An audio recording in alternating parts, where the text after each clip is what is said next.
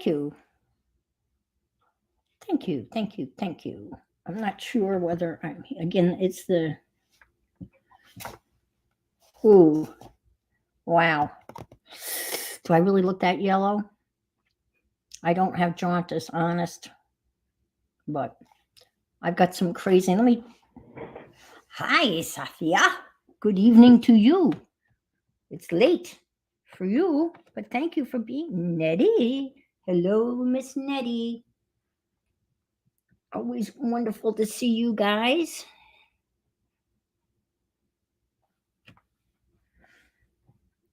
I don't know. Renee. Hello, Renee. Good evening to you. Kel. Hi, Kel. Thank you for being here. Wow, this is awesome. It's hard to believe that we've been into the new year for a whole week. It was just last Sunday that was New Year's Eve.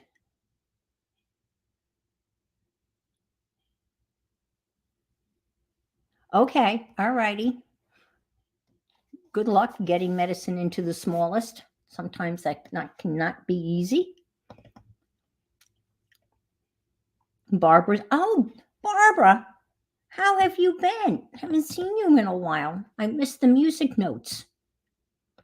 Fa la la la la. And it's interesting because my selection today is Beethoven's Ninth. Dun dun dun dun. Dun dun dun dun. I don't think that's the ninth. If it is, it was just a lucky guess on my part. So I hope everyone had a good first week of 2024. I haven't had to write anything so far that requires a date. So I haven't screwed that up yet, but I'm sure I will. I think we all have that transitional thing about, writing that first whatever check and then forgetting. But I haven't had to do that yet, which is good.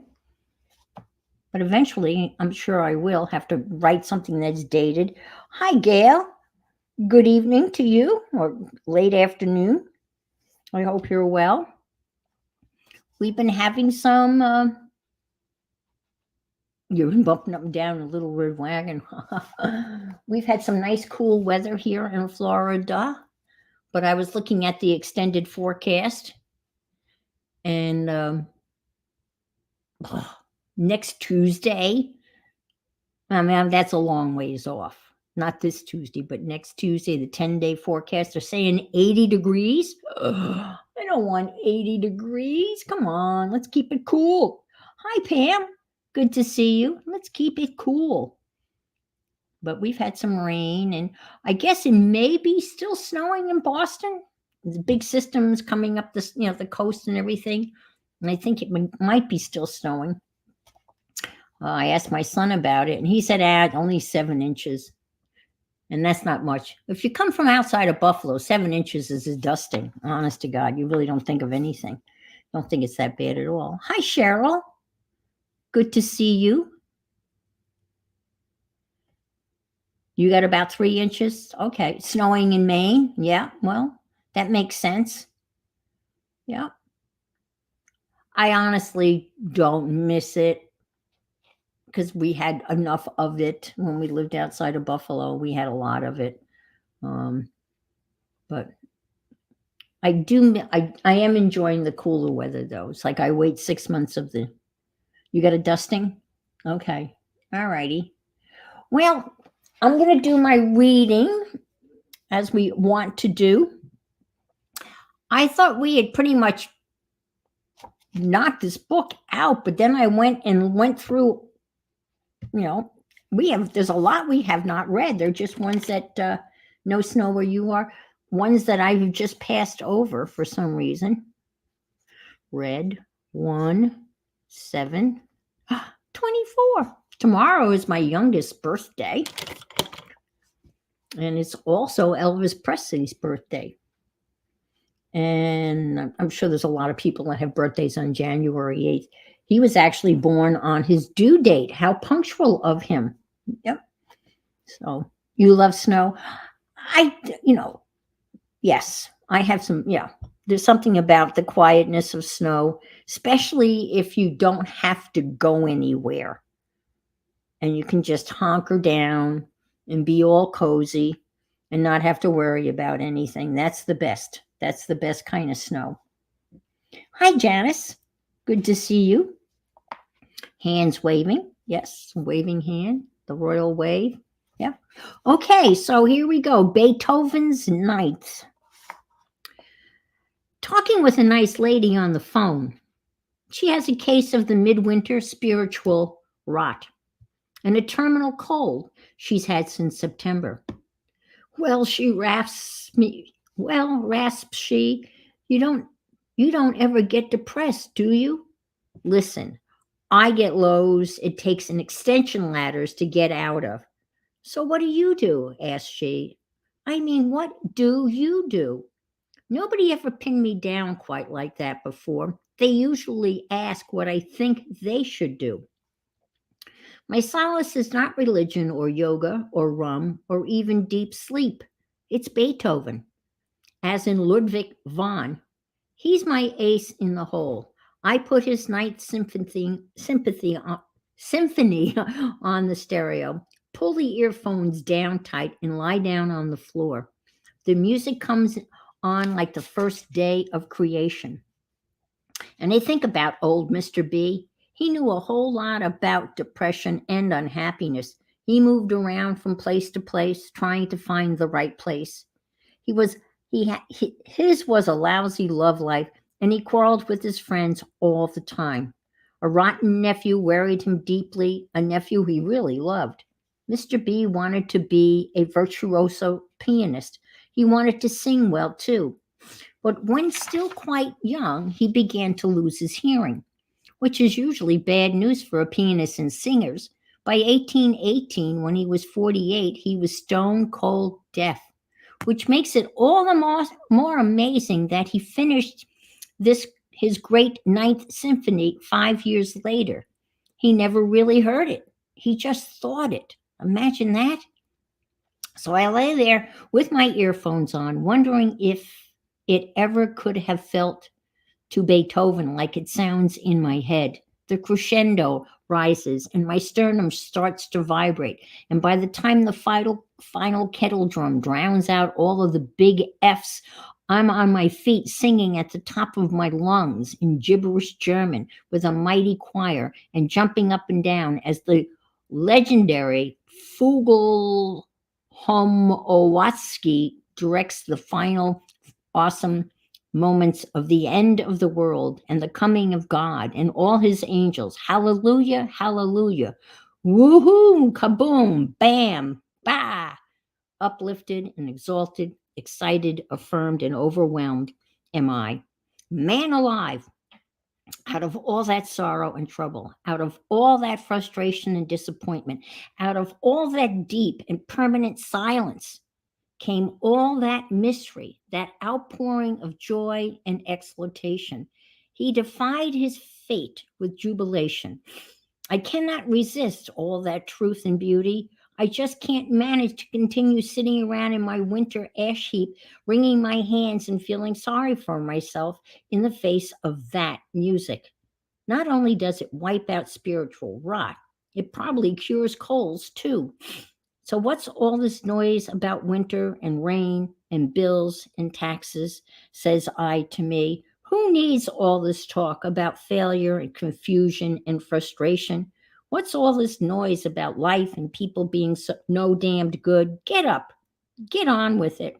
In the midst of oatmeal days, I find within Beethoven's music an irresistible affirmation in deep spiritual winter. I find in self myself in my I find inside myself the sun of summer.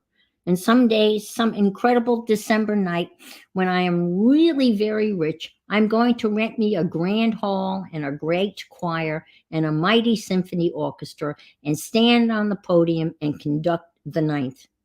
And I will personally play the kettle drum, part all the way through to the glorious end, while simultaneously singing along at the very top of my lungs. And in the awesome silence that follows, I will bless all the gods that be for Ludwig van Beethoven for his nights and his light. I had the time of my life, man alive. And yes, as a matter of magical fact, I did get to conduct that great piece of music, the Ode to Joy, with the Minneapolis Chamber Orchestra. Crazy dreams can come true when the dreamer has a crazy fairy godmother or two. The experience was all I hoped for and a good deal more. It's not long to tell about here. It's too long to tell about here, but you can find my account of the improbable adventure in my book, Maybe, Maybe Not. Oh, wow. He's written another book. We'll have to check that out. Maybe, Maybe Not. I always say that was a good one, but boy, that was. Yep, yep. Beethoven's Ninth. I knew he was deaf, but can you imagine? He thought it. He thought one of the greatest pieces of music, he thought it and wrote it, but never heard it. Hi, Raul. Good to see you. I haven't been trying to join in more. Oh, okay. Let's go back. Oh, okay. Hi, Barbara. Yeah, I just finished it. Yeah, and apparently he's written another book, so I'm going to have to go hunt that one down. So maybe that can be our next read. Maybe, and that's the name of it. Maybe, maybe not. Hi, Aunt Bex. Good to see you. So I actually was able to post I have the hardest time posting pictures. I don't know what it is, but I just never can get it to where I can post it. We are heading home. Okay, all righty. But I did post a picture, and it is that time of year again, called the scavenger hunt, the infamous, famous scavenger hunt. Many of us are working on it. So I thought I would drag out my scavenger hunt. Let me see. Washed out, am I? Is that any better? This is really troublesome. Maybe I'll stick this here.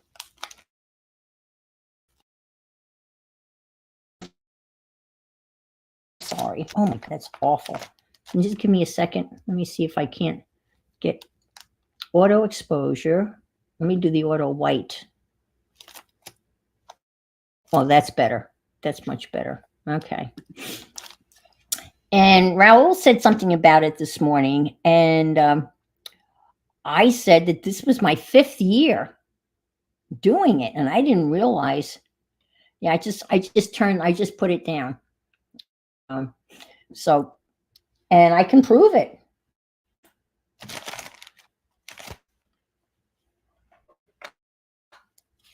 '20 scavenger hunt 2020. Look how little that one is.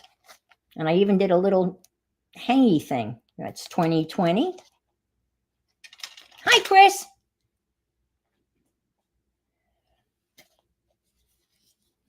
'22. This is the biggest one, and this is the one with, this has got tons of flippy floppies in it. Yeah, this was I really went all out. You're on page 15. Wow. So that's that's 2022. Oh, whoops. Oh, I forgot 2021 is a monster. Look at this one, big rings.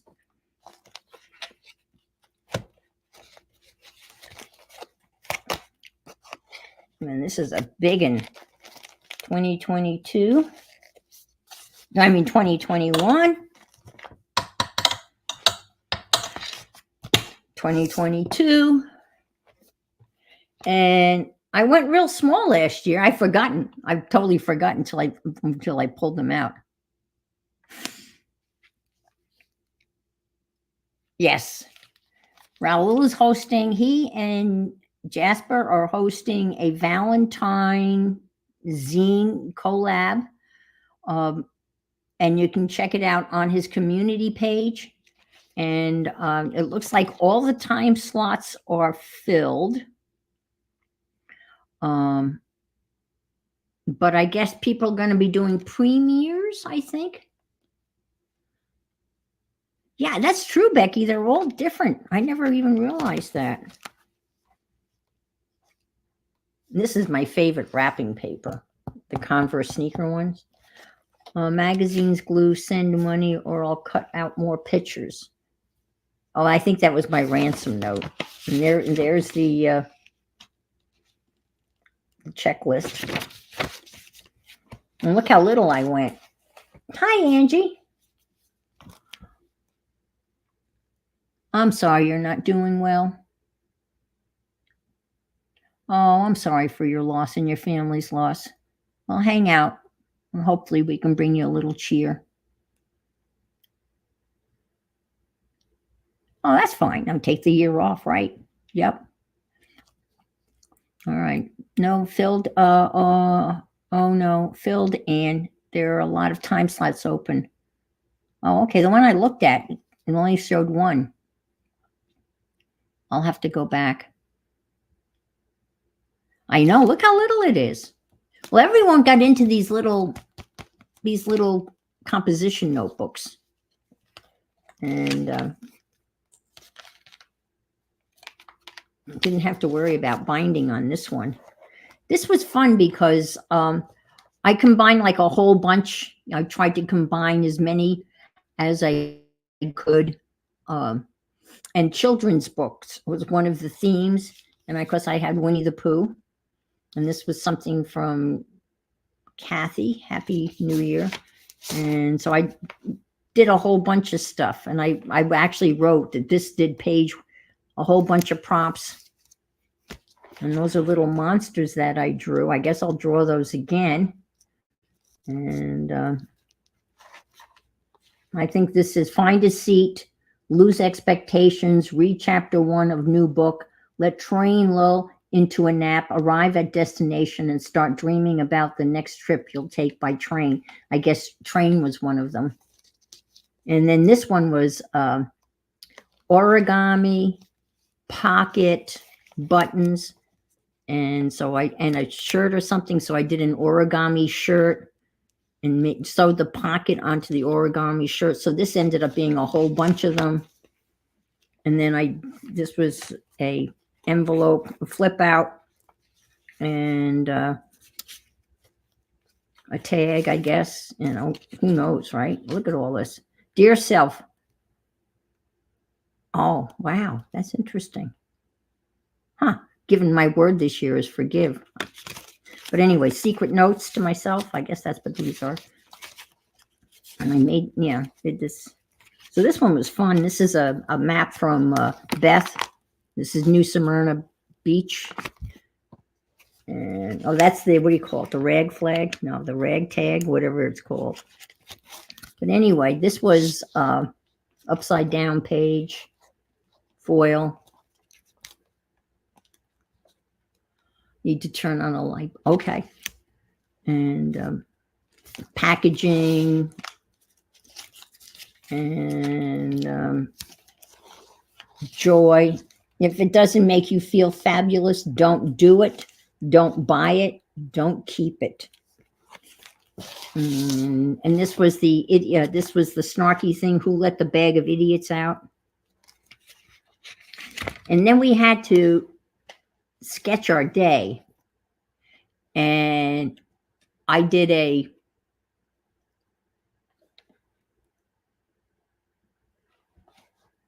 I don't know. I bought a whole bunch of them. I bought a whole pack of them at Walmart. I'm sure she gave some away. So I drew this day, and this was, I'm not a great drawer, but this was the day of my Mohs surgery. So I got up, and there's Lily, and I have myself taking a shower with my little butt in the shower in the waiting room, the surgeon doing the Mohs surgery. I had cancer on my cheek, and there I am in the waiting room with the bloody scar. So that was my drawing of my day of Mohs surgery. Oh, you think? Well, thank you. I think that, but anyway, and you wouldn't know. I hardly have any scar at all. This guy did such a wonderful job, and then he left.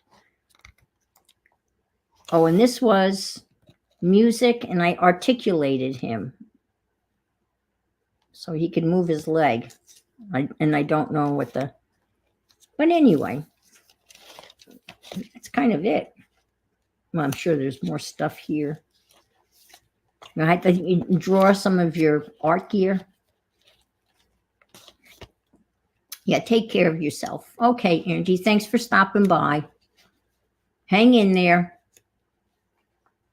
Our condolences to you and your family. Oh, a favorite person or hero, that's my dad. And that Alice in Wonderland was one of the children's books. Let's see. Lupus, high energy, shy. Oh, that was the zodiac thing. And there's some more vegetable stamps. And here's a pocket. And I actually illegitimum non carborundum. Yeah. It's Latin. Latin that translates into don't let the bastards wear you down. So I don't know what the prompt was for that. Oh, look, I did a little Mandela. Anyway, that was kind of ransom note, postage, more Alice. But you can see this is really not that, this is a pretty simple one. A map found on the floor at Walk On Sports Bar. So that was my found object. Your story starts here. This is some of my cartoon that I'm thinking of. Been thinking about it for a couple of years. Yeah, the bookmark that fell out looks familiar. I think that's from you, isn't it? Yes, it is. Barbara Clark, 11/20/22. That's why it looks familiar. It's from Barbara. And I don't know how that, oh, that got tangled up in this, but that goes in that thing. But that's last year's, okay? So, and that's, I mean, some of them are so elaborate. Sounds better in Latin, yeah. My father, he was director of personnel for a cargo airline. And he had that in his conference room underneath a picture, a charcoal drawing that my mother had done, because he would have to mediate. This is not very nice, but he would mediate, strikes with pilots and mechanics and everything. So he had that in his office. I don't think anybody knew what it meant, but sometimes, you just have to remind yourself. Sometimes, there are people like that, and you just can't let them wear you down. See, I have a Latin quote also on my fridge. Er human est, meaning we people make errors daily. We learn from our errors. That's right. That's right. And that's why my word for 2024 is forgive. Not that I have anybody to forgive. I just got to forgive myself. Sometimes you carry around a lot of guilt. Some things, no matter what you had done, the outcome would not have been any different. And there's no reason feeling bad about it. And every day is a learning process. Absolutely. Absolutely. And you do learn from your mistakes. And you just have to learn not to repeat them. Or So anyway, that's the last year. I'm not going to bore you with the others. I mean, they're all, and the prompts are pretty much, I would like to look at 2020 if you don't mind, because I'm curious. Because I put a snap. Look at that. I did a snap. Snap. This will be my 5th year. So what you see here is 2020, 2021, 2022, 2023. So this is my 5th year. Oh, that's a good one. Balance is a really good one, to put your health first. Yep. Oh my God. That's crazy. That is insane. Yeah. And this is obviously, I made this, and this is a really cool napkin. I actually was able to put a snap. When was that expression in? Do you remember when that expression was in, when people go, "Oh, snap"? I can't remember. But this is all. And then here are all the prompts. And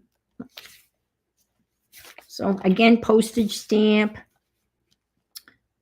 mermaid. So I drew a little mermaid. Favorite book, Lonesome Dove. ACT, Yours Are a Fibs. That's one of mine. Blowing in the Wind, Song with Meaning from Peter, Paul, and Mary. Checkerboard. I'm glad I wrote these down. That's clever. Brochure from your area. And that's from a local, restaurant. Oh, look, rulers. A vintage ad. Oh, I'm glad see, that makes sense. Baby Yoda. I just broke the law. This is a pillow tag. And let's see, dress form. There's the dress form. A page out of a children's book. And what I did was I took these pictures with my phone, and then I printed them out on that little Polaroid printer. And these are pages out of Winnie the Pooh. And I stuck them in. And bubble wrap. And it says, create a t-shirt saying, insist on yourself. And then on the other side, never imitate. So that's my thing. Hi, Mary. An inspirational word quote. Take good notes so you will run across them in the future and be inspired what you learned again and again. Okay. Fingernail. I had to go out and buy fingernail polish because I don't own any. Use your rubber stamps. This must be dominoes. Bingo cards. Random useless fact. Prairie's dog kiss. Norwell tusks are really an inside-out tooth. Turkeys more once worshipped like gods. Oh, and still turkeys were once worshipped like gods. The oldest known breed of dog dates back to 29 BC. Oldest evidence of domestic cats dates back 7,500 years. Paul Revere never actually shouted, "The British are coming." The Olympics used to award medals for art. Oh, isn't that cool? So there's your useless facts. Sequins. I had a problem with sequins because they don't like them and they didn't have any. And this must be, I don't know, upside down page? I don't know. And a pocket and insert something.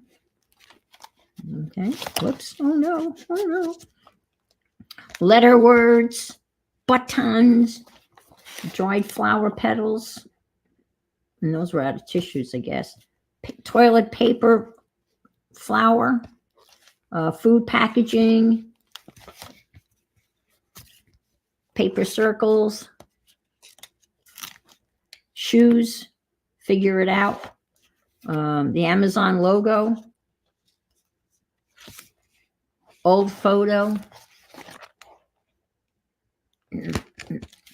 That's my grandfather and grandmother, circa 1920, I guess. Ribbon, puzzle pieces, insert out of a magazine, one of my all-time favorite magazines, The New Yorker. Let's see. Draw an eye. I guess I do. Hand print or footprint. Paper. Dry cleaning tag. Paper money or pretend. That's an origami pretend. Vegetable fruit stickers. That seems to be every year. Animal print. Mind map colored. That's yellow. and stick figure and create a border and washi tape, paint with Q-tips. That was fun, painting with Q-tips. Your choice. And I don't know what that is. I didn't write that down. Something. Oh, I think that's from, yeah, Lena. And wanted poster. And rainforest. Let's see. Soap. Something with stitching. Bread tags. Fortune cookie things. And napkins. So that's 2020. So that was the first year I ever did it. And you can see how tiny that is. The nice thing about a tiny one, it's easy to fill a page. Let's see. Bye, Barbara. Thanks for stopping by.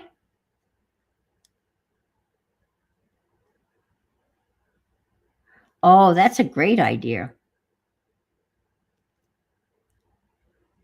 Yeah, I mean, Janet does a lot of drawing. Janet Young, who is the creator of this, she does a lot of drawing. Am I frozen? I'm frozen. No, I'm not frozen. It's the leg. All right, so where to start this year? Well, there's one more thing I want to share with you. You know, I've modified a calendar for New Year's Eve, and I finished it, and it came out really cool, and I'm going to enjoy every month. And then I thought, wouldn't it be cool if you did the same thing using fabric scraps? I'm going to use a standard composition notebook. That's what I'm going to use this year. Because I just don't feel up to making a journal. You know, it's not in me this year. So, hi, Sharon. So I decided that I was going to do the same thing with scraps on a different calendar. And what I did, I'm going to show you what I did. I've only got 4 of them done, but I got a lot of little scraps. So a long time ago, I bought like dish towels. Don't ask me why. I ended up with 18, but I cut them down to fit the calendar, and then I gessoed them. So they're gessoed on one side. Oh, there you go. I don't have any. That'll give me an excuse. I'll have to go buy some candy wrappers. So this is it's been gessoed on one side. So there's 12 of them. So what I've done, and I'll show you what I've got done. This is another one of the many calendars I get. So this is fabric scraps. And I sewed it on with all different stitches on my, now I'm speaking, yeah. And I used a lot of the different stitches that are available on my Brother sewing machine. So, and my word again is forgive. So I stamped that out on some muslin. So and then here's the next month I got done. Again, all scraps, tons of scraps. I've got quite a lot of little bits and pieces, and I put the word love. And again, I'm using all the different stitches. So that's February. March I had this fabric that was a barn. It was like a barn, and then I had some fabric which I think is from Aunt Beck's. It's got little cats, so I cut them out and stitched those on. I used a little rickrack for this one. So that's March, and then I've got to figure out a way to attach them, but I don't know. I might just use clips on them. And then this is the last one I got done today, and I have to add a sentiment to it. And this one's really wild, but a lot of this fabric is African scraps that I got from Rosemary. And actually, this could go this way or this way. It's a little crooked, but I could put some. And then I found this. And I can stick this on it, and then I will do another sentiment. And then I figured I have all sorts of. You think Aleen's? I've got lots of Aleen's. Okay, yeah. I want to. I can sew some buttons on, and I've got a whole bunch of those little charms that you buy and you never use.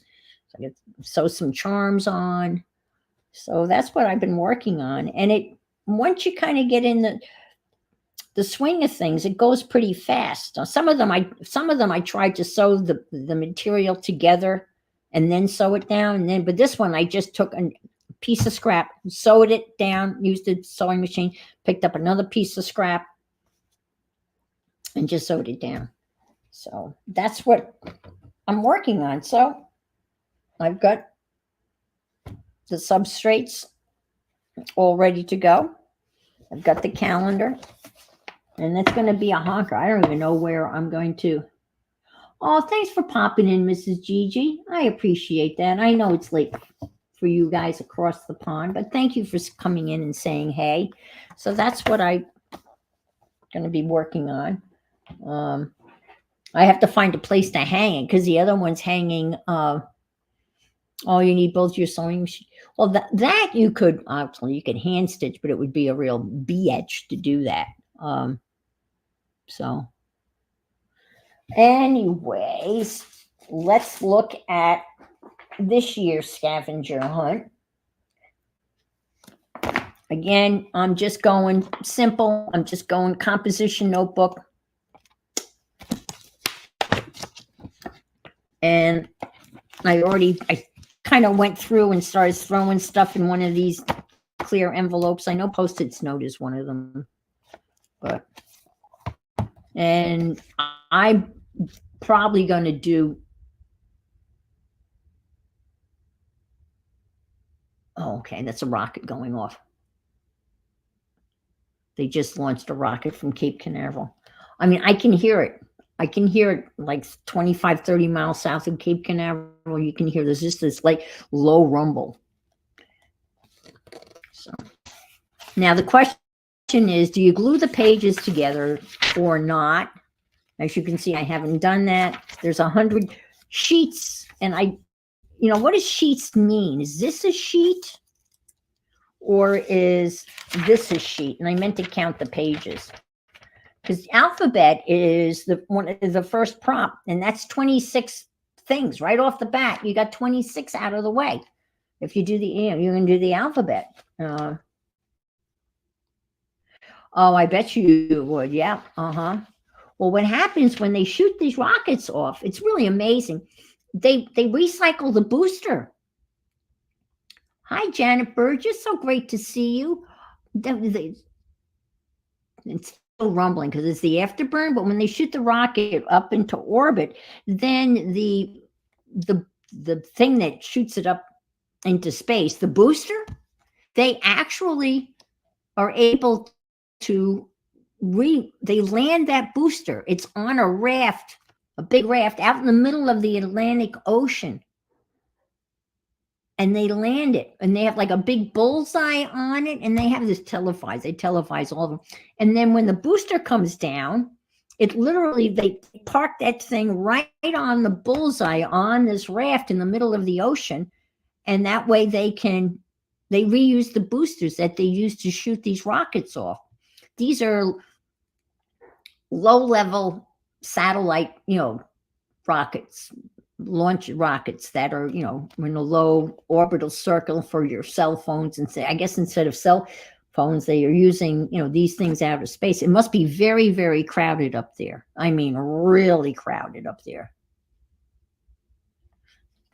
So, but that's what just went off. And the weather's been iffy, so they try to shoot them off.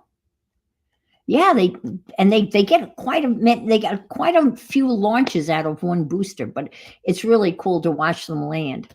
It's just amazing how they park it. I mean, it's just if you're really interested, we could probably. You want to see it? Just give me a second. 1 second.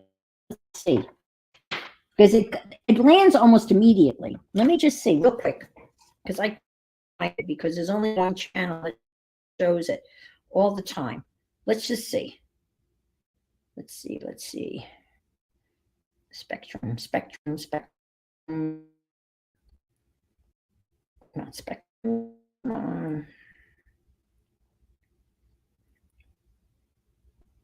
I don't want to take a whole lot of time, but it's really cool to see. Where the heck Spectrum?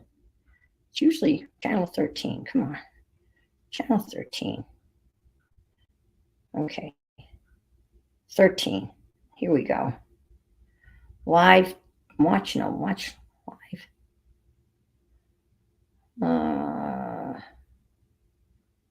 No. Huh. Weird, because normally I can just watch it live. Let's see live.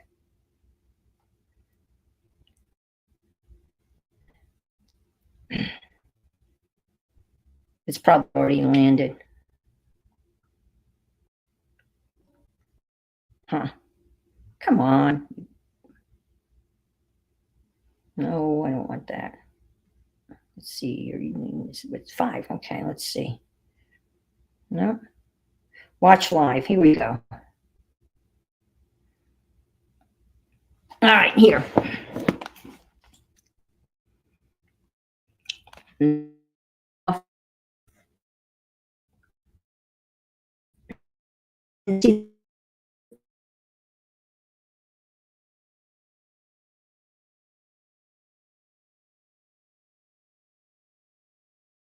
Shit.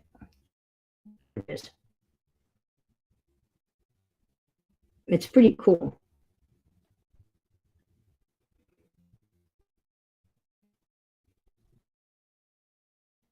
Now here,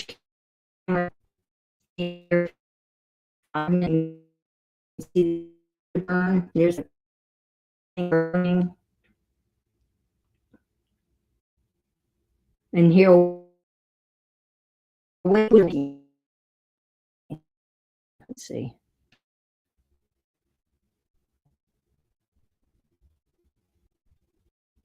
And you can see this is the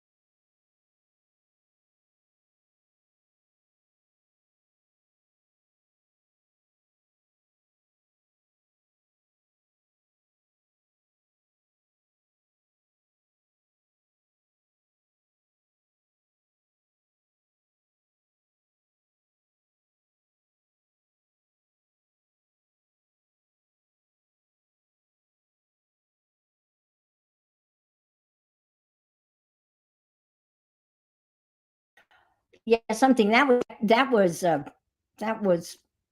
StreamYard. I'm back now, right? Hello. Oh, I don't think so. That's just on TV. But anyway, you got to see a little bit of it. There I am, yeah. But it is pretty cool that they're able to reuse reuse the booster. Yeah. SpaceX, our good buddy Elon. Well, there was a picture of it coming back down. That's okay. All righty. So we can do the alphabet. What did I do with the list? It's going to be here. So I don't know what my cover is going to be. I haven't figured that out yet. So with the alphabet, I bought a bunch of, I had a plan to do, I was going to alter dictionaries, and I ended up, I'm embarrassed, I ended up buying 10 used dictionaries.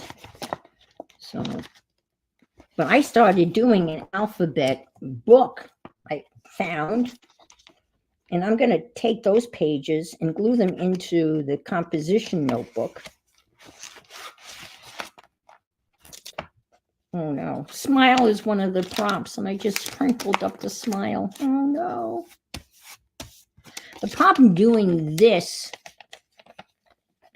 yeah, me too. That's a very nice way of putting it, Renee. So I've got all these envelopes that have stuff in them for the various letters of the alphabet. Obviously, this is for zebra. And so this was a stamp catalog. It was like a stamp catalog. So I'm going to take these out, cut them down.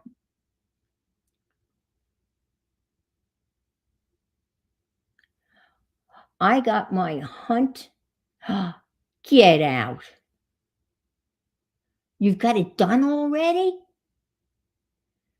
Way to go. Hi, Stacy. Wow. I mean, Carol, Canadian artisan, got hers done within a week last year. But my God, you've only had the, wow. I'm speechless. Absolutely speechless. So I'm going to cut this. Unfortunately, when I did this, I did A, and then I did B and C, and they're just crammed full of, and D, and that's elephant, obviously. So I'm going to cut these. I'm going to have to destroy some of them, and I want to glue them into the composition notebook. And that's as far as I got. So, but then I figured I could maybe peel this off. So that's what I'm going to try to do. And then put it into the composition notebook. Or maybe not. I don't know.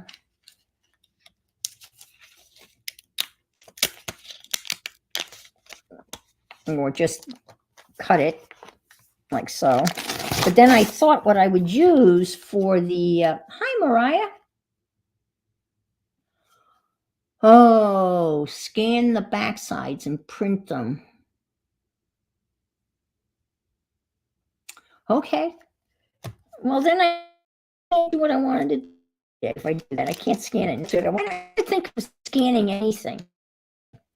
I never think to do that, and I can. All right. All right. Well, then this is what I'll do. This is what I'll do then. Barbara, thank you. I always forget to scan. So this is what we'll do. Okay.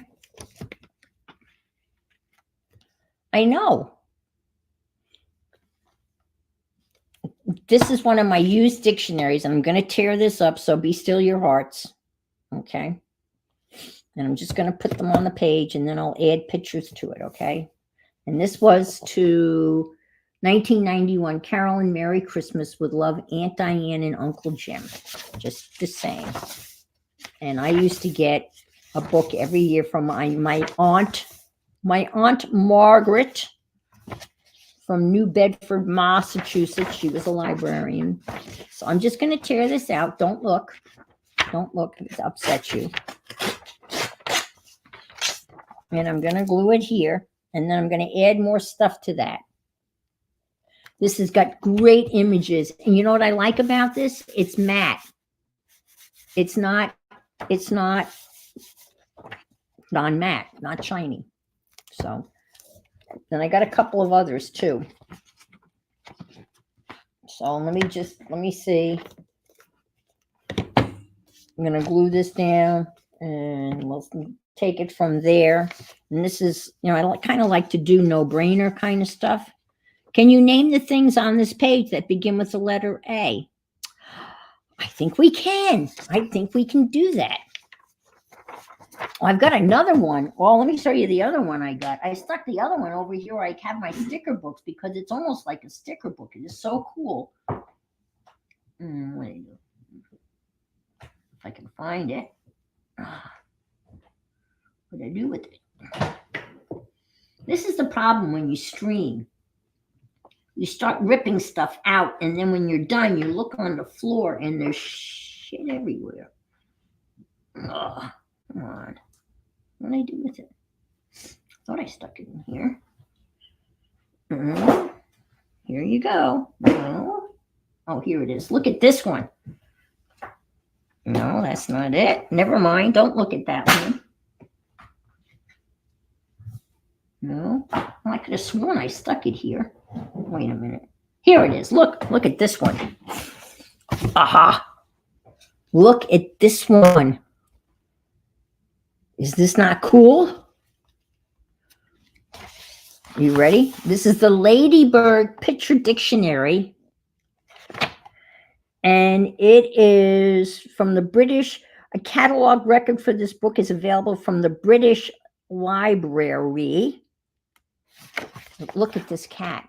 I love this cat. Look at this. Is this not the most awesome thing? Look at these. I love these. Aren't these awesome? You can cut these out. Look at this. This is a really cool one. And look, it even has an index. And I love these. These are opposite words. Up, down, hot, cold, short, tall. Aren't those adorable? Doing words, getting dressed. This is really a cool one. Really a cool one. And it's got numbers and days of the week. And I look, a bottom. But they don't have front for the little boy, but they have bottom. Oh, I bet you that must be great. Oh, Richard Scarry's. Oh, my gosh. That I'd scan. Yeah, this is pretty cool. I don't really have a scanner. I have the scanner that comes with the printer, which doesn't do a great job. But this is really cool. North.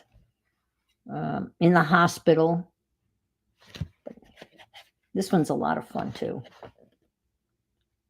And then I got another dictionary that I tore apart. Yeah, invest in color copies. What do you mean? Take it somewhere and have a copy? Is that what you mean? I'm not sure. Is that what you mean? I have a color laser printer. And Mariah was talking about that. And I think, wasn't Mariah, you were talking about that, right? About your color laser printer. And that, no, that wasn't you. No, that was not you. It was Maddie from Spectrum Art Creations. That she was saying to invest in a color laser printer. And when you buy the cartridge, the toner, you'll have a heart attack, because if you're to replace them all at once, it's about $500, but you'll get thousands and thousands of copies. I have a color laser printer. Unfortunately, that's all it does. It doesn't scan. It doesn't do it. It just prints. But if I can scan it, okay, yeah. I can scan it I can scan it on the Epson Eco Tank.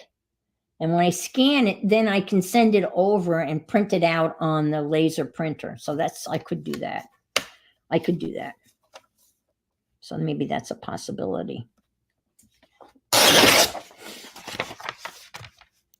Well, I got this laser color printer for at $300 or $600. Yeah. I got a really good price on this. It's a Brother laser color printer. couple of years ago, several years ago, and it was really inexpensive. I mean, printers are cheap. You know, they get you on the ink. We know that. And for a laser, I think it was, I want to say $300, $299. And because when I got it hooked up, that's when I realized, that's when I found out that it didn't have any other, it just scans. I mean, it just prints. It doesn't scan. It doesn't do anything else. And I have never replaced it with the Brother toner. I buy the, you know, off-brand toner. And I don't know whether, you know, I'm sure that compromises it. But it is expensive. You do get a lot of copies. Now I'm using a new glue stick. Yeah, that's why that's the Eco. It doesn't have a fax, but it's got the scanner and the. I am trying out a new glue stick, and it is literally like we've talked about. Too bad they couldn't have Yes Paste in a glue stick. I think I have found the glue stick that is like Yes Paste in a glue stick, and I'll show it to you in a second. I got it on Amazon. It's clear. Oh, wow. That is evil, Renee. I can put any, you know. Yeah. So this is my new glue stick. It's Scotch brand, and it is, I've never heard this before, but it's wrinkle free. It's advertising. It's a wrinkle free glue stick. Somewhere it says wrinkle free. Directions: apply at least 2 strokes. Bonds instantly, quickly. Okay. But it says somewhere, it says wrinkle free. It's clear. You see how it's clear? But it's also clear you can actually see inside it. So you can see that I've got this much glue left. And it's super, super, I know. And in the packaging, it says wrinkle free. Oh, it couldn't stop. Yes. Yes, Paste is wonderful, except for me, there's a learning curve. And the other thing is, it smells really, really good. Not like, you know, airplane glue, like you're going to get high smelling. It's got a floral scent. It's really a lovely scent. So there you go. Oh, there it says wrinkle free here. You can't see it, but it says wrinkle free right there.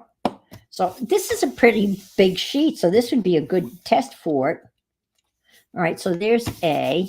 All right. Let's go. Let's get a B. Can I hear a B? Anybody? Maybe I should save this size to put A pictures on. A cutout, like pictures of A things, and we'll put B here. What do you think? I don't know about that. A's easy to find, though. Yes, Paste is really good, except that it's almost too sticky. I know it's ridiculous to complain about a glue for being too sticky, but oh, I can cut out these images to go on the other side. I think that's cool. Your hubby made Christmas gifts. That's so cool. Oh, a wooden box lined with velvet. No, I know what the spirit glue. You know what the spirit glue is that Mike Deacon uses, Gail? It's actually Oohoo glue. Oohoo glue comes in a tube. And I think that's what the spirit glue is.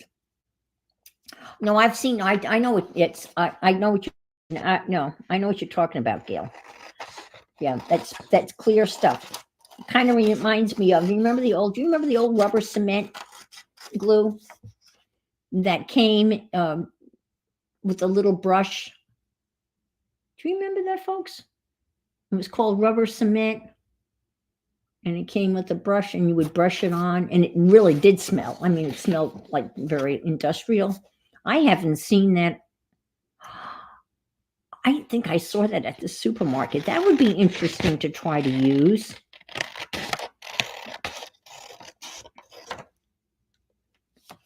Yeah, remember that?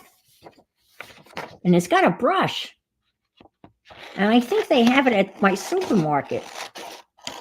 I might try that just for for giggles. Let's see what that would be like.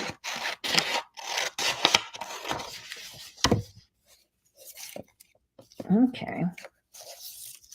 I'll throw that just on the floor. It was called rubber, wasn't it called rubber cement? Because you could kind of, yeah, you can still get rubber cement. Yeah, I wonder what that be like for paper crafting. I mean, I guess it would be okay. What else would you use it for? You know?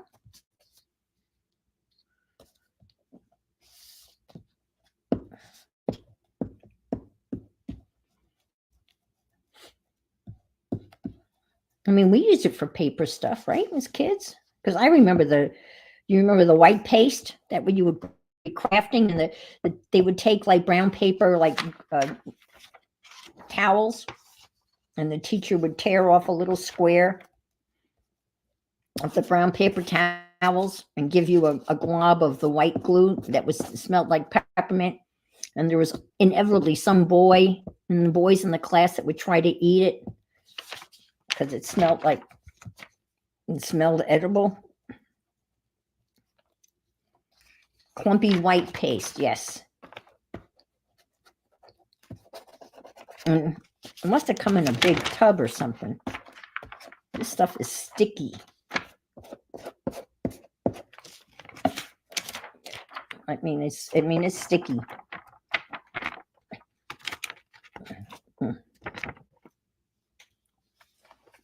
Whoop, whoop, whoop, whoop, whoop. It's almost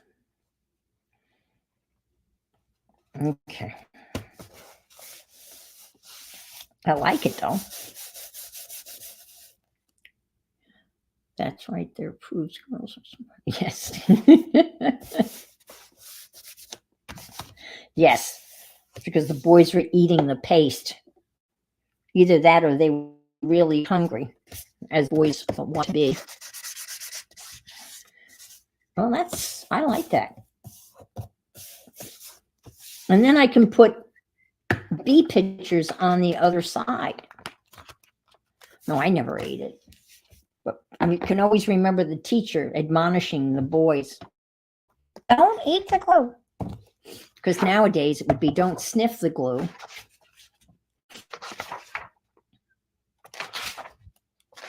All right, we're doing C, bottom bow, breakfast, bees buzz, C. Woohoo!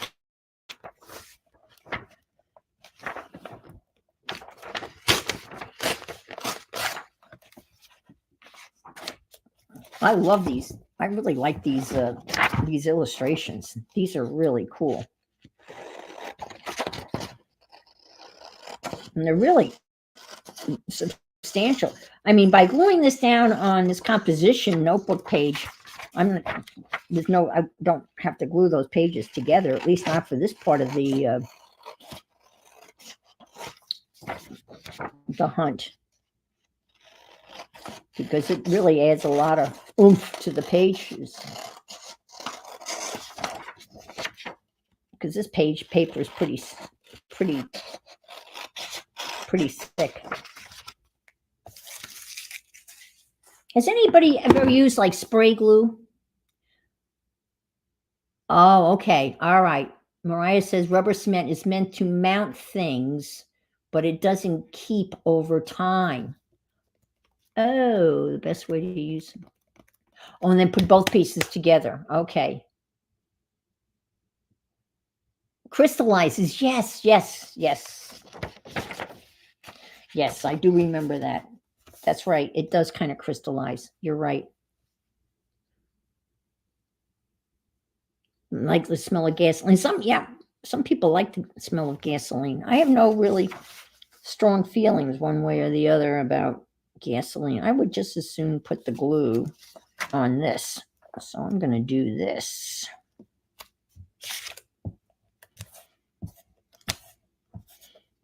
I wish this came in bigger sticks, though. It only comes in this size stick. But boy, it smells really good. It smells like flowers. I feel like describing like a wine. It's got a full body bouquet with a hint of apple and pear blossoms. Robust, yet weak. Floral, but not. And you can see that. Let's see. It's much easier if I put the glue right here like so. Oh, I like doing it that way much better. And then I can, if I miss a spot, I can come back and, because I could always, Bondo. Why don't I know that name? What is Bondo? Obviously, it's bond stuff. What is, I can't. What do you use Bondo? Obviously for bonding stuff, Becky, but it's more industrial than that, right? Bondo.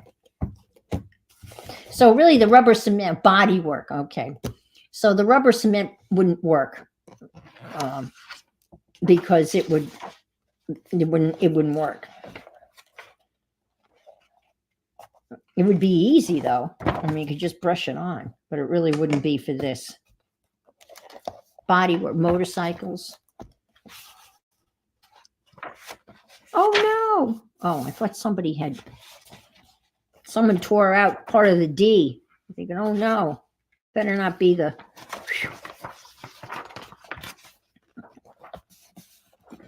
We've got dinosaur,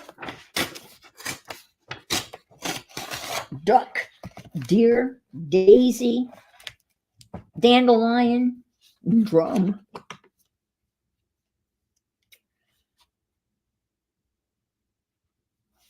Oh, okay. Very cool. Okay, Gail. Well, thanks for stopping by. I'll probably see you later on. Actually, Rosemary's on. I'm surprised to see her. She's not usually on Sunday, but since I'm subscribed to her, Rosemary Morris popped on a little while ago, and she's doing her assemblage part 4, which is odd. I mean, she's not on normally Sundays, but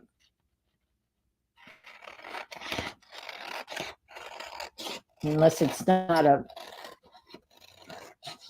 I think it said live. Common Gia. Oh my God. Yes. I had a Common Gia. Kathy, you must know that, right? That was my very first car. A Common Gia. Body by interior was by Gia. Volkswagen. Volkswagen made the Common Gia. And the interior was designed by the Italian fashion designer Gia. My father bought it right from the factory in Germany. And he had it shipped back to the States because he worked for a cargo airline and he could do that. And it was a tan one with a convertible, dark brown convertible top, bucket seats. It really didn't have a back seat. It had a back shelf, but you couldn't fit anybody in the back.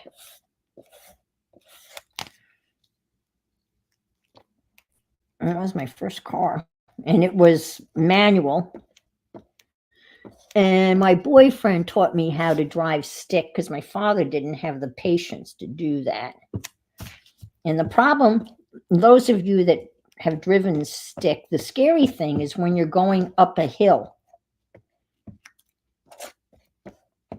And when you have to take your foot off the brake to engage the clutch, you roll backwards. And you always afraid that you're going to roll into the car behind you. and my father taught me to put on the emergency brake. Now it gets really interesting. You have the emergency brake on. Oh, that's crooked. Oh, well. So you have the emergency brake on. Yeah, light on a hill. Isn't that the most terrifying thing? My leg would start shaking. I have my foot on the brake and my leg would start shaking because in order to leave the high school where I went to school, it was a steep hill. And at the top of the hill was a red light. So every day I had to face that hill in the common gear. And it was terrifying, absolutely terrifying. So I would put the emergency brake on, and then if you could time it so that when it was time to shift, you would release the emergency brake and engage the clutch, and you wouldn't roll back at all. And then when you got really good, as I did, you could literally sit there and play the brake and the clutch, just kind of play them back and forth and maintain your location without rolling backwards. But that was the most terrifying thing about the manual, is rolling backwards when you took your foot off the clutch. Your foot off the brake and engaged the clutch. Yeah, that was scary stuff.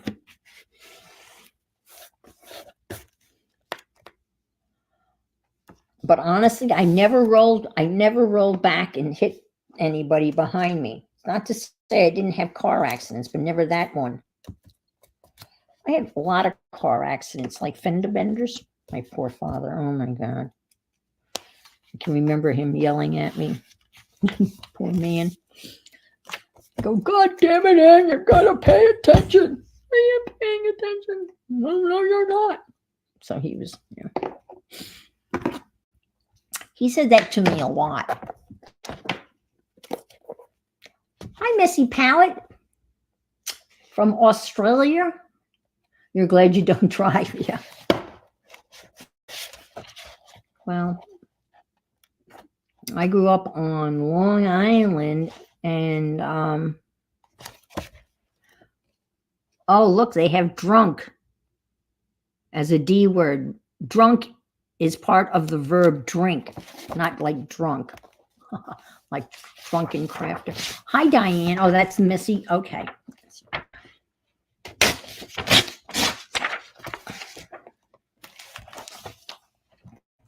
Mariah, when I watched you this morning, I couldn't figure out whose voice that was. And I thought, oh my God, is that Patricia? And she's that sick that her voice is totally changed. And then I realized that that was not Patricia. It was somebody totally, because I kept on listening, like some sort of expression that your mom might use. Thinking, I don't think that's Patricia. If it is, boy, she's really sick. But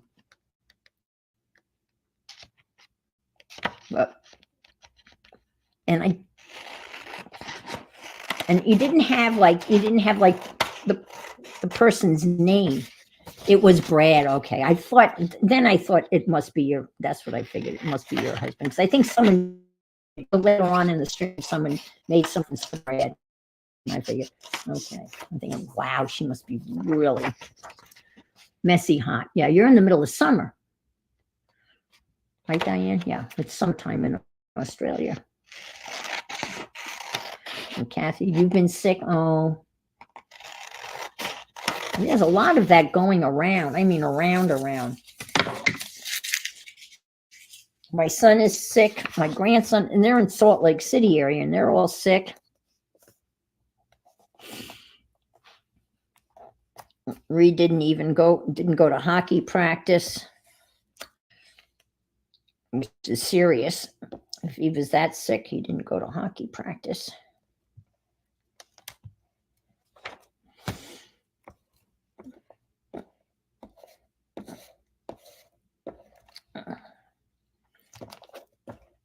And there's a lot of COVID popping up around. There was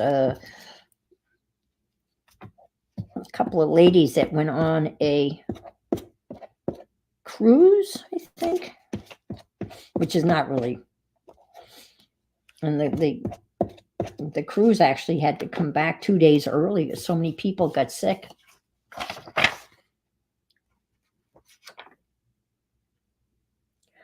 Yeah, I like gluing on the composition paper and then putting this down, and then I can go back and, yeah, that's the only problem, but I can move that over. That's okay. Oh, I know, I could use washi tape, right? Washi. And I'm sure washi tape is on the list somewhere. It's got to be. I didn't see the ransom note, though.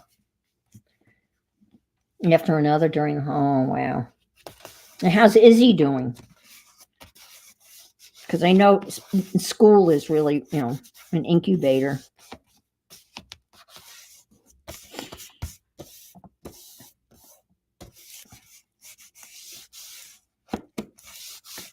I was, well, many of you know, I was a school teacher for many, many, many, many years, like 34 years total.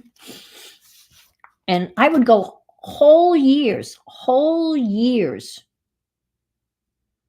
and never be sick. I could go an entire school year and never have a cold. And I think I just built up an immunity. She goes back tomorrow. Oh, wow. One of the COVID, I don't know, it never ended. Well, just think about it. Has the common cold ever ended? Has the flu ever ended? You can battle it, you can keep it, but I don't think it'll ever go away. There's always going to be some variation of it, unfortunately. You have to wonder. Oh, I just did D, right? Did I just do D? Yes, I did D. Okay, D. I know. Oh, E, okay. And I have because I have rheumatoid arthritis. Yeah. They have, yeah. But it's interesting. My son is a teacher. My youngest son is a special ed teacher. And he catches everything. Everything. He's always snotty.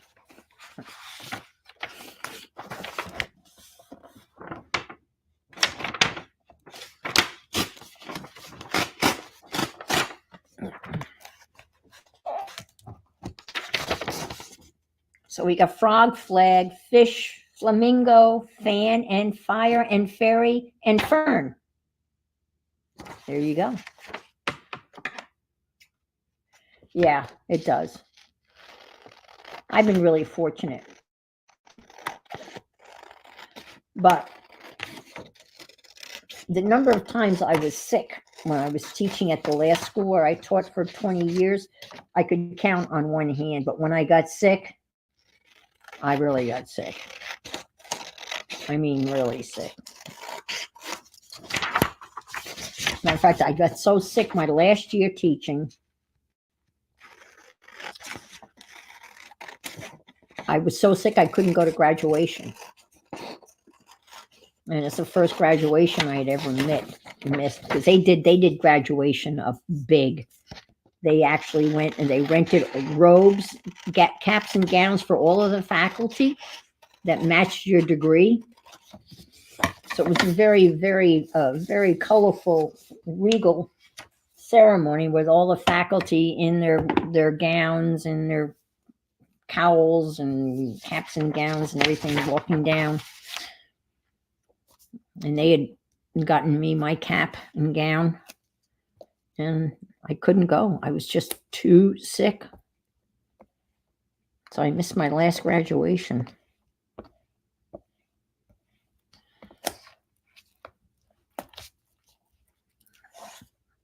But pretty healthy, I would say. Oh, okay. All righty. That would help. Yep.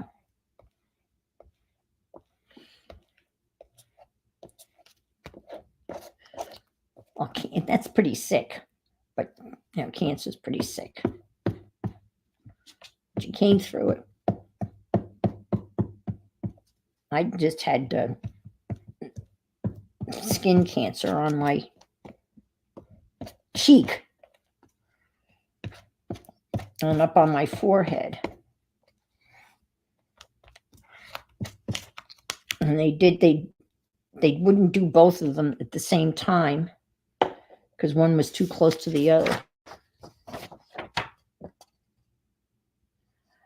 No, I haven't. That's a very good question, but I have like two. First of all, I have never, nor would I ever, befriend a student. That's just not, even though I'm, graduated, long gone, I've been out of there. But, we've always told never, become friends with any of your students on Facebook or any of those things. So I really haven't. And then I have a Facebook group that's Ann's art group. And then I have a regular Facebook group for mine. So to answer your question, no, but it's interesting. I had shown some of my seniors, my last couple of years teaching, I was pretty much just teaching seniors. And these are the kids that I'd had in the 8th grade and the 9th grade. I knew them really well. I had showed them some of my original my original collages, and they really thought they were really cool, and they thought I should really be on Instagram. So I had a couple of students set up my Instagram account, but I don't think that any of them have ever really seen me. No, Tony, answer your question. Nope, none of them have been to a live stream. They would not be surprised. Because I mean, obviously I don't curse when I'm teaching, but pretty much my sarcasm, well, that's pretty much how I taught. And they either got me or they didn't get me. And, it was quite the transition. I was going from New York public school, New York kind of snarky, sarcastic attitude to a prim and proper Episcopal private school in Florida. And there was a transitional, it was quite the transition for them and for me. And there were some rough spots. Those first couple of years, there were some rough spots, and I was called into the principal's office on a couple of occasions. And I found out, I might step on a toe here or there. And some of these, yeah, sometimes there were issues. And I would always be very apologize. And I would have that kind of blank stare on my face. Innerly, it was kind of a blank feeling with a very concerned look on my face when I would apologize. Oh, it was. Yeah, it was. But it worked out. It worked out in the end. Well, I guess I don't think this was a bad thing that I said to this student, but I can tell you this story because it is kind of funny. Even looking back on it, and even after the kid kind of grew up, he even laughed at it. There was this kid, and he was a pain in the ass. And he just demanded a lot of your attention. And one day I was just so frustrated with him. Because I can't tell you, I would move him like every other day. I was trying to get him somewhere where he wouldn't interfere with other kids or distract me from my teaching, right? See, I'm out of glue, but I'll scoop that out.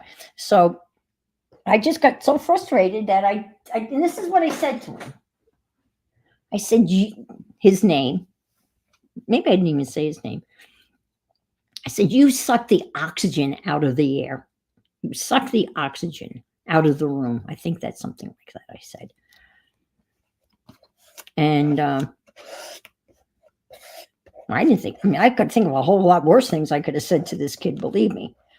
Because he not only was disruptive, but he disrupted the whole class. And, we had a dean of students once upon a time, and he said, no, there's no one student has the right to interfere with the learning of the other students. You can't allow that. And it's true. You can't allow one student to interrupt the education of other students, especially at a private school. I mean, not at any school, really, for that matter. So he went home and told his mother what I had said. So I got an email from the mom basically saying, did you say this? And I said, yes, I did.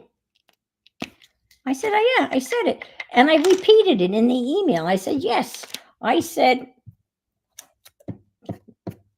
that, your son sucks the oxygen out of the room. Well, she was pissed. And I was called into the principal's office and I was asked, did you say this? I said, yes, I said it.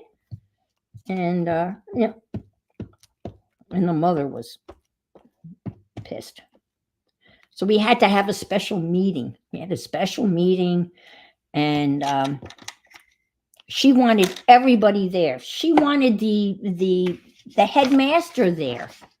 And all she got was the principal, dean of students, and the dean of faculty at this meeting for this kid. So she got all the way up to the ladder, right? And the dean of students also happened to be the basketball coach, good friend of mine. And we were standing out in the hall waiting for her to come. And we were meeting in my classroom. And he said to me, I bet you she's going to bring up the fact that he didn't make the basketball team. And sure enough, the most important thing is I sat there and I listened and I said, I'm very sorry. I should have never said that. You're absolutely right. That was totally inappropriate.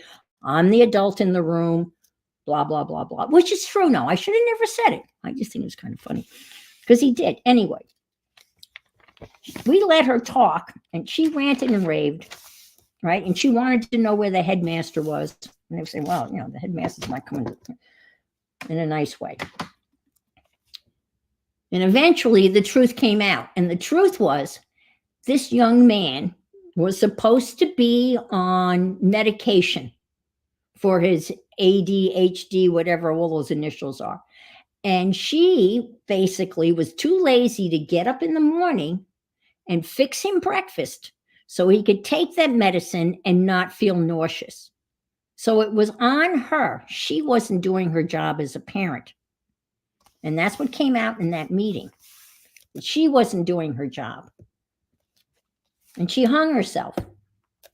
No one said anything to her, but we're all sitting there and we're all thinking the same thing. You know what? Your child is probably miserable. He doesn't mean to be disruptive, but he can't help himself. And if you were doing your job, then we wouldn't be in this situation.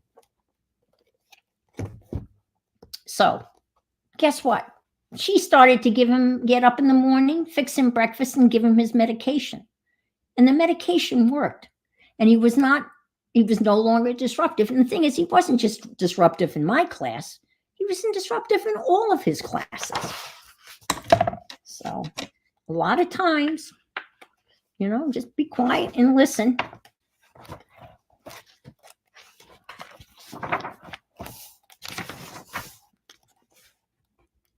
I wish I could remember his name. I can see him. I can picture him. I don't remember names. When a kid comes back after they've graduated and they come back and they come into my class and they go, hi, Miss Lord, so good to see you. And I'm thinking, oh my God, I have no idea who you are. I remember I had you and I don't know who you are. I don't remember you. Would be so glad if you would identify yourself because there's one of me and I've had over 1,000 of you. And they don't realize that.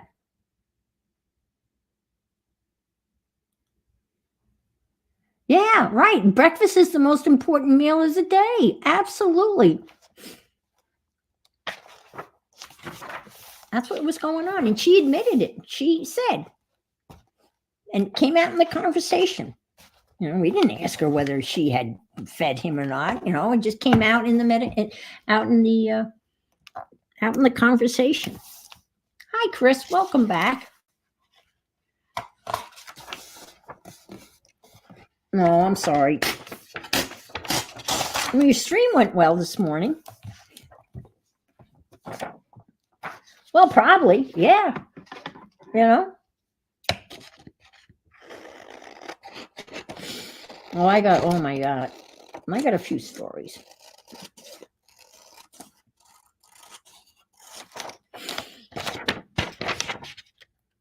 Over the years, obviously.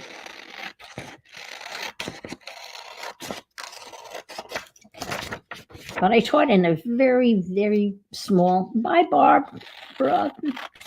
Thanks for being here.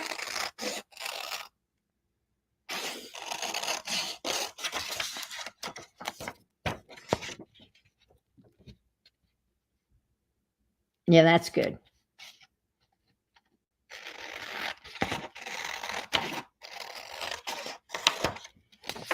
I love those. Is it like paper tissue paintings that you're doing? And listening and nearly finished with the first project from my list. All right. Okay, Kathy.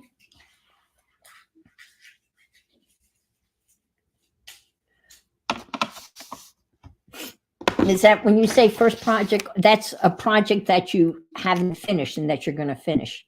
Tissue paper painting. I think those are those are stunners. I just think they're so beautiful. They just look so cool. It's a really cool process.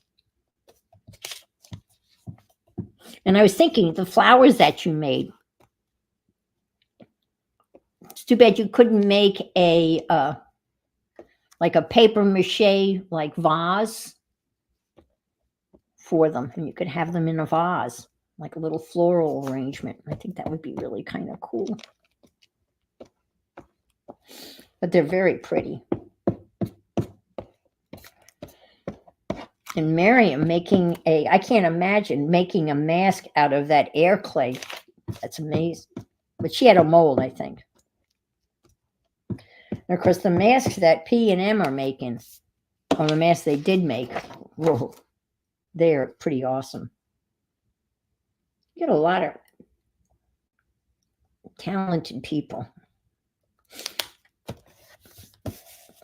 Saw a lot of neat stuff.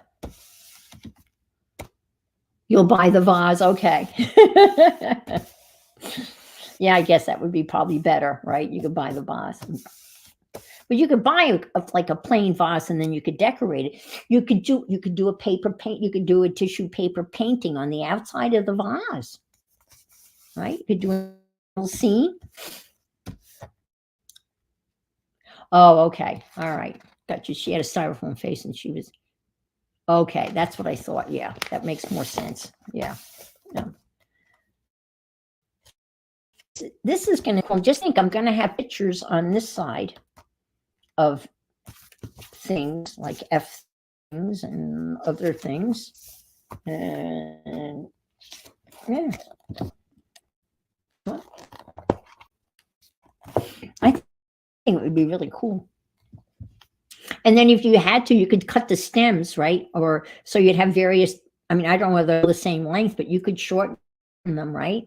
So, so you could vary the length of them. Yeah, Chris is making these really cool, like tissue paper, kind of like sunflowers, I think they are, right? Sunflowers,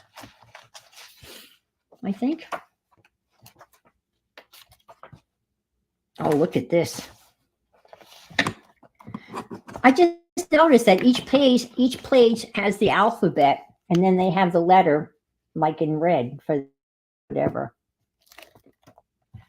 This must be an Ibex. Is that an Ibex? Iron, ice cream, Indian, iris, iceberg, igloo. All righty, I got them all. Yes.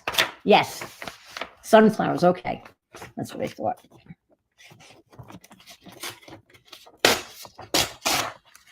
Well, I went to put my garbage out, and my daughter-in-law gave me a amaryllis bulb for Christmas. And then I Googled it, and it turns out that it's toxic for cats.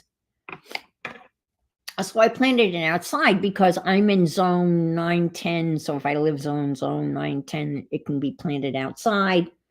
And so I planted it out in the front of the garden, I'm not going to call it a garden bed, but in the front of the house where the lawn maintenance crew won't weed whack it and chop its head off. And I planted it and I watered it, and I only watered it once, didn't do anything else. It said, you don't really need to water. It needs full sunlight. It can take full sunlight, which we haven't had much of. And I went out to put the garbage out, and I just decided to walk by to take a look at it. And oh my God, it's growing. I haven't killed it. I'm shocked. And it's got that high. So pretend that it's about yay high, right? And it's like cupped like this. It's kind of like, looks like it's getting ready to maybe bloom. And then there's a shorter leaf. And there it is. And I think it's going to survive. So I need to take a picture of that and send it to my daughter-in-law. She felt so bad when I told her that it was toxic. Well, I don't know whether Lily would bother with it, Maybe she wouldn't bother with it at all, but I didn't want to take any chances.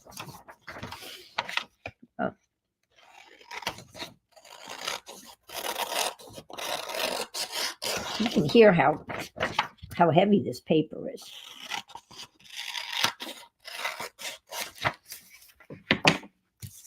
I'm just throwing all these papers on the floor. Someone else will have to clean them up. So this glue stick, that's the one I just finished using. Oh, okay, that's the dead one. I got a lot of gluing out of that stick, and I had used it prior to using it tonight, so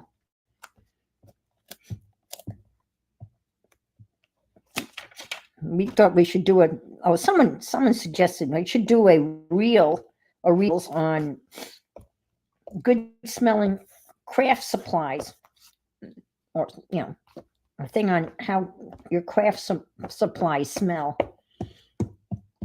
like yucky ones like E6000 and this one.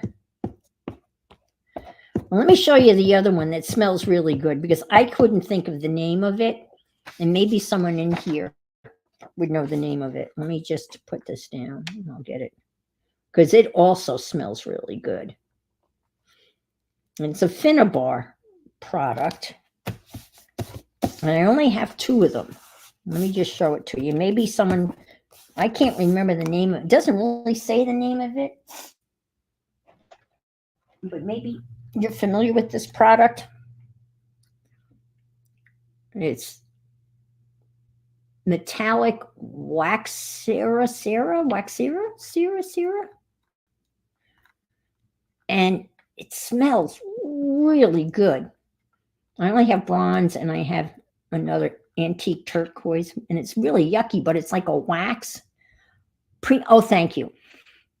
Oh, okay, that's it. Prima wax. Okay. If you're familiar with, you must be familiar with this product, because it smells really good too.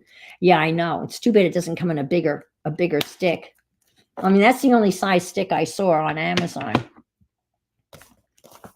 because these little sticks, you go through them.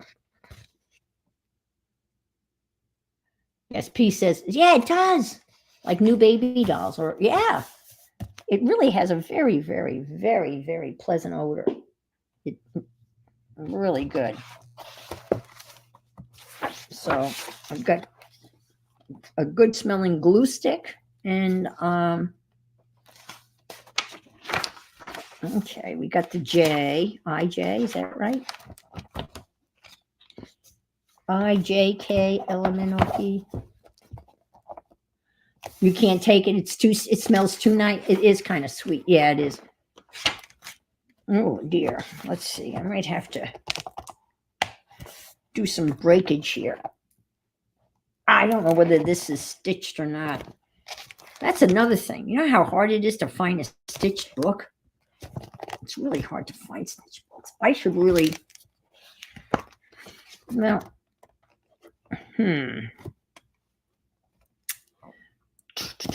my X-Acto blade is over on the other side of the computer and it needs a new blade. Let me try. Let me try this. This will work.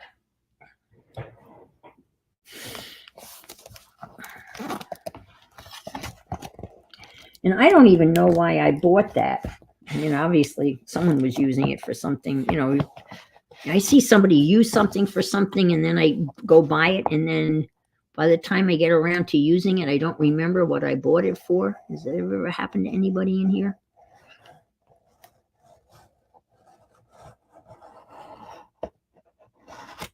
Let's see. Hopefully that worked. Oh. Oh. Almost. Let's see. Oh, Kathy's back. Welcome back.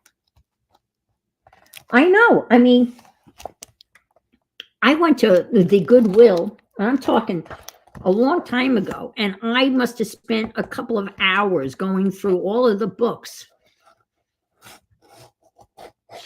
looking for a stitched spine. They're all glued. Except these. Think about it. This cheap little composition book is stitched. Well, it's got one big stitch, but still it's stitched.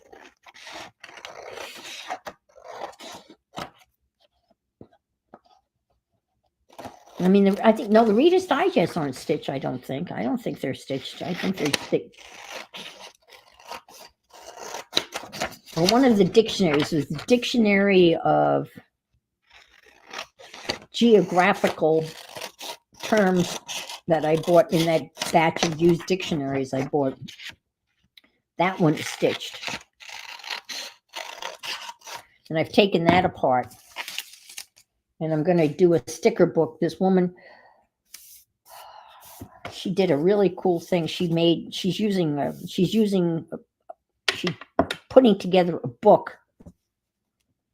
And she's using all of the stickers that come from the antiquarium sticker book in the sticker book. I mean, in her book. It's really cool.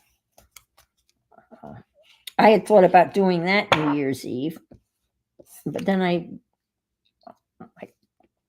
came up with obviously the calendar thing isn't new. Nothing's new, but I thought it was new to me. I hadn't seen anybody do that in a while, I guess. But then someone wrote a comment, said that they had done that a couple of years ago where they had altered a calendar.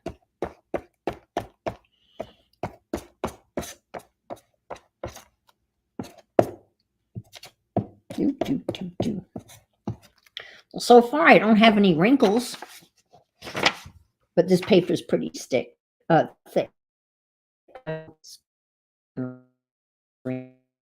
challenge will glue down a magazine image,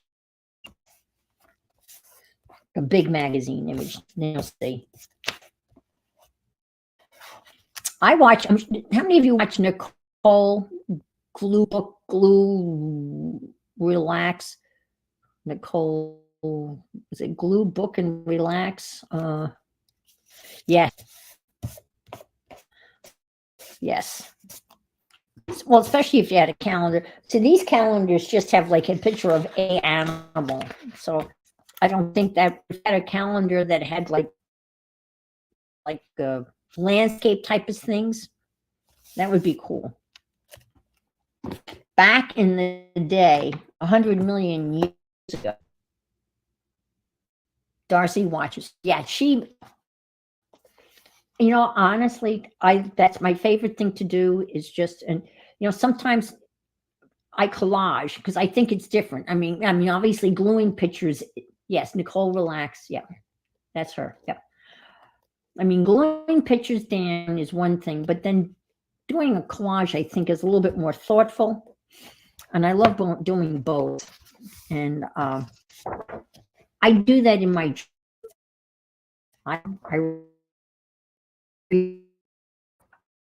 on one side of the page and on the I glue. Sometimes I do a collage. Cut glue. Yeah, that's it. Cut glue. She's got a great person. She does a really fun. She's fun to watch.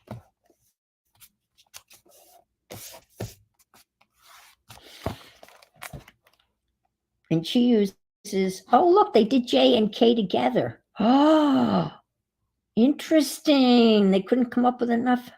Huh. Interesting. That's the first one when they've done J and K. I mean, two letters together. Huh. JK. LM. Oh, look at this. Isn't this a great? Look at these graphics. I'm going to be cutting these out. JK King. Oh, here's the other side. Now they're really confusing me. Well, that's okay. Yeah, they're stitched. Yep. That's what I'm thinking. Those cheapy pen gear, pen gear, 50-cent. Or stitch. One stitch in the middle of the signature. But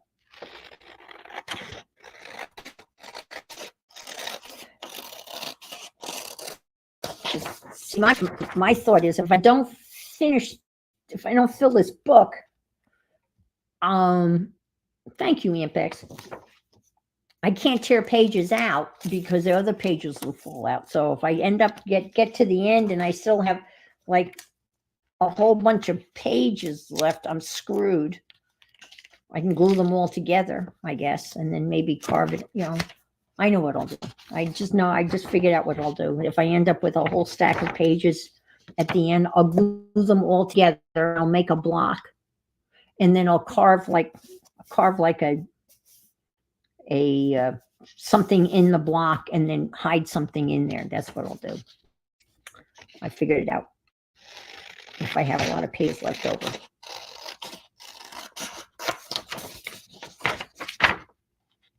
J and K were gypped, yes. Yeah, they were gypped. They didn't get a full page. I mean, come on. There's enough J and K to fill a page. Yeah, I don't know. Do you understand what I think I'm going to do if I end up with a whole block of pages? And I'm sure and fortunately with these prompts, you don't have to do them in any order. So if there's something in there that might lend itself to be like a hidden message, that would be perfect for a hidden message. Glue the pages together, carve out a little box and have like a little door or something. And then inside the door, you could have a hidden message. And that could be the last prompt.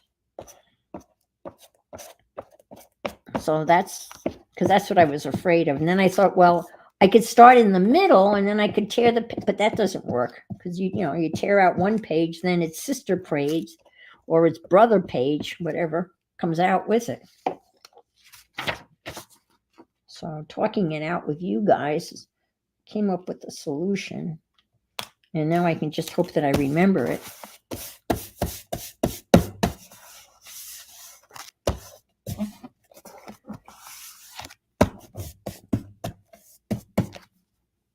Well, I thank you for hanging out. This is going to be boring, but it's got to be done. It has to be done.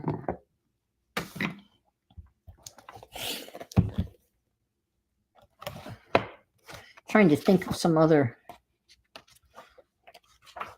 I think that was probably that story about that one little boy is probably the most out there. Oh, here's another teaching story. I think you'll find this one amusing. I think back. I decided to move to Florida.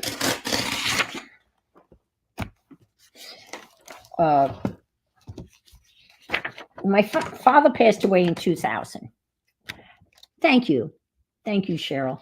And my mother said, I had said something about moving to Greenville. because my principal was getting out of education. And I was,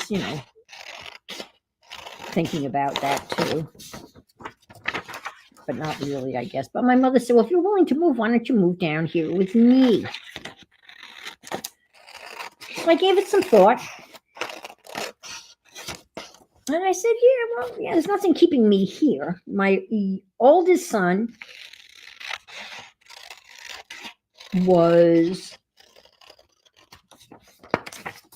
had graduated from the University of Rochester and was at MIT.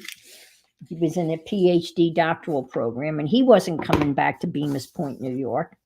My youngest son was on his way to college, and he was going to college in Providence, Rhode Island, and he wasn't coming back to Bemis Point, New York, because obviously there was no jobs. I mean, they weren't coming back. So why not move to Florida and get out of the snow and the cold and all of that stuff, So I thought, okay. So I went online and I started looking for schools. And I was able to arrange 2 interviews at 2 different private schools. Even though I taught in a public school, I hadn't heard the best thing about Florida public schools. So I figured, so I was able to, 2 of them responded, and I was able to set up 2 interviews during my spring break from New York, right? So I flew down, and the first school was Holy Name of Jesus, Catholic school. And the principal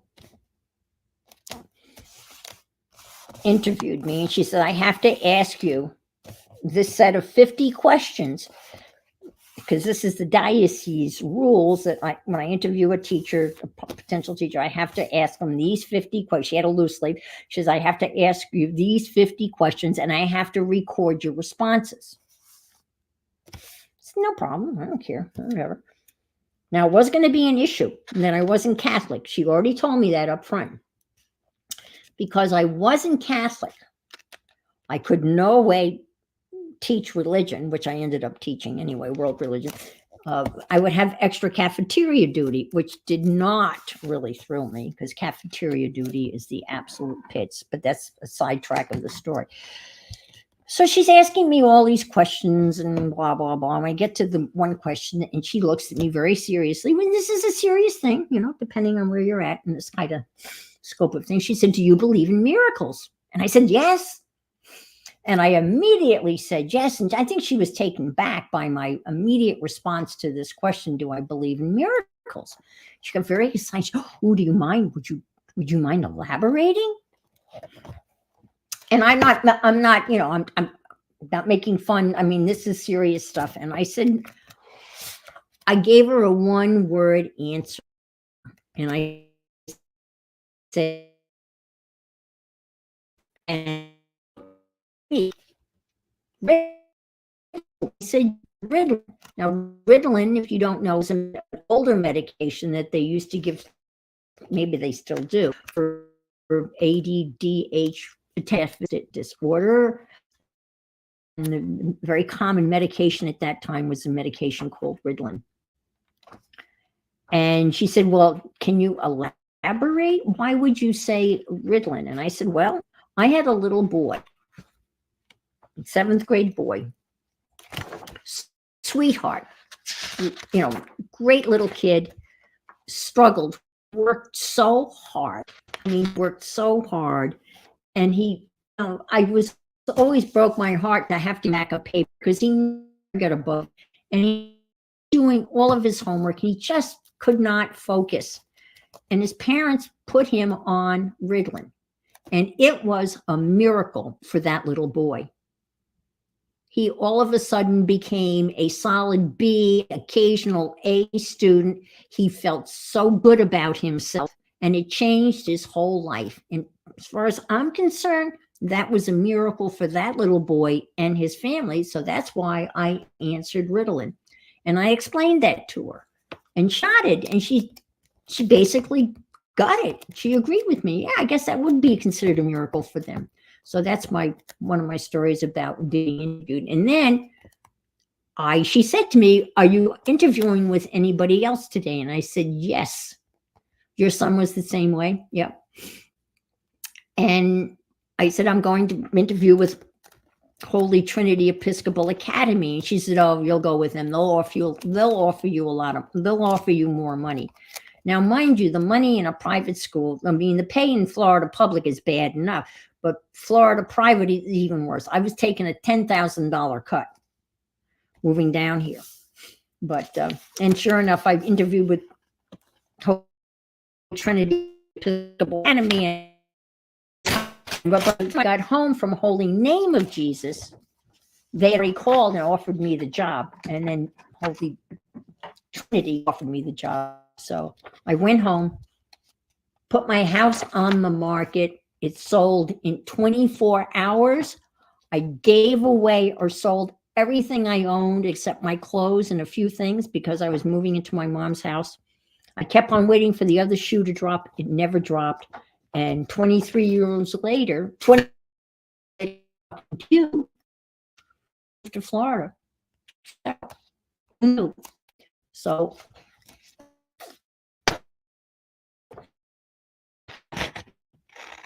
and then I thought maybe I not price my house. Maybe I wasn't charging enough for my house. But the couple that wanted it really badly, the bank refused to give them a mortgage because they said I was asking too much for the house. So I guess I was not asking too much for the house. And the realtor found another mortgage lender, and they moved into this house. They wanted that house so bad, and they were too tall. He was like 6'7". He couldn't even stand. Your sound is getting choppy. Well, I'm just now getting choppy. That's okay. I'm almost done. Hi, Amber. He was 6'7", 6'8". He was a star basketball player. He couldn't stand he couldn't stand in the basement. The basement had a little drop ceiling, was drop ceiling finished. He couldn't stand, but they wanted that house. It was the location, perfect location, block away. And this is a party town, but anyway. And she was really tall too. And they had the duck going down the stairs. And then they went on to they had children. I hadn't been back, but my son Richard would go back to that area, and he'd drive by to see how the house was. And he said, "Yeah, they must have had a kid because there's a Hot Wheels out on the front lawn." But anyway, I will say goodbye because my time is almost up, and I want to thank you so much for keeping me company while I do my scavenger hunt / glue book. And Angie came back. And I am getting some wonky buffering. So maybe that's the internet telling me to leave. Auf Wiedersehen, adieu, buenas noches, guten Tag, guten Nacht. But thank you. Thank you all for being here. So take care. And again, if you can't be good, be careful or interesting or both. Have a good week, folks. Thank you so much. Bye.